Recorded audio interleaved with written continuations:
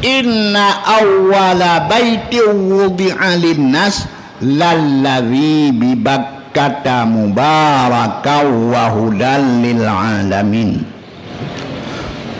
Awai-awai bait yang Allah bangun ke manusia yaitu yang di Makkah, namanya Ka'bah Baitullah awainya.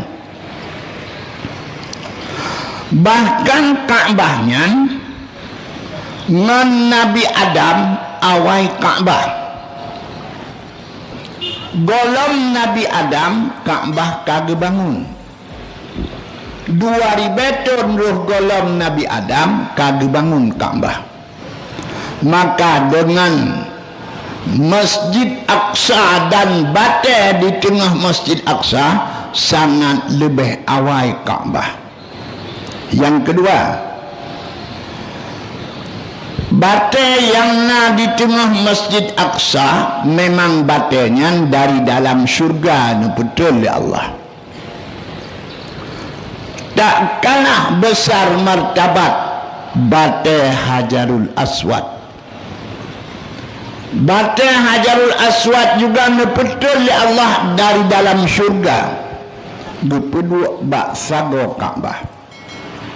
Yang bate yang cemerlang warna kuto karena dosa anak Nabi Adam. Hadirin yang terhormat, kemudian Allah menjamin tip uro rahmat Allah gepedem ke Ka'bah. Tip uro sirtuh 20 rahmat, 60 rahmat ke urang tawaf, 40 rahmat ke urang sembayang, 20 rahmat kepada urang yang duk menghadap Ka'bah, menilai ke atas Ka'bah, karena 20 rahmat. Yang nilai lebih bagi Ka'bah hanya adanya untuk Masjid Aqsa dan untuk bate di tengah Masjid Aqsa hanya. Maka alhamdulillah kebesaran umat Muhammad, pertama dengan raya martabat rasulnya daripada segala rasul, yang kedua raya umat Muhammad karena mengikut Muhammad, yang kedua raya martabat Ka'bah yang Allah nukun masabatan linnas.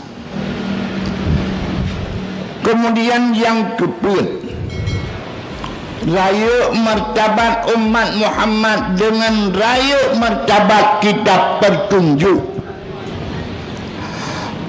Kitab petunjuk ke umat Muhammad Al-Quran. Yang pertama, diputar kitab oleh Allah kepada Rasul sebanyak 100 kitab.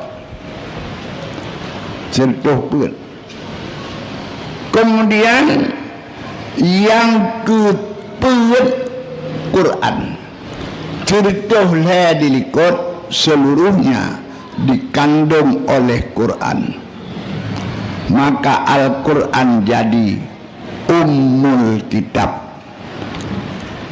Bahkan seluruh kitab dikandung oleh Al-Quran. Kemudian Al-Qurannya dikandung oleh Al-Fatihah, yang oleh tanya surah semalam 17 kelam sembahyang. Maka kerja sembahyang itu kerja membaca 104 kitab. Betapa mulianya umat Muhammad membaca Al-Fatihah dengan membaca 104 kitab. Al-Fatihah, bacaannya tidak boleh dirusakkan bacaan, tidak boleh. Kita bacakan Al-Fatihah. apakah boleh? Haram, tidak boleh. Harus Al-Fatihah. Hadirin yang terhormat, maka kitab yang diturunkan Allah kepada Nabi kitanya, kedua dia yaitu namanya Quran, sampai uronyi mantong terpelihara. Inna nahnu nazzalna dzikra wa inna lahu lahafidhun. Nun pucun Quran, nun yang pelihara. Oleh karenanya jino kana umur Quran tiribe pertuh pun lebih umur Quran terpelihara sampai sabuh titik dan sabuh huruf. Kitab-kitab awal tidak terpelihara, tidak terjaga. Alhamdulillah, kemuliaan Al-Quran sampai jino menteng. Karenanya muliakanlah Al-Quran.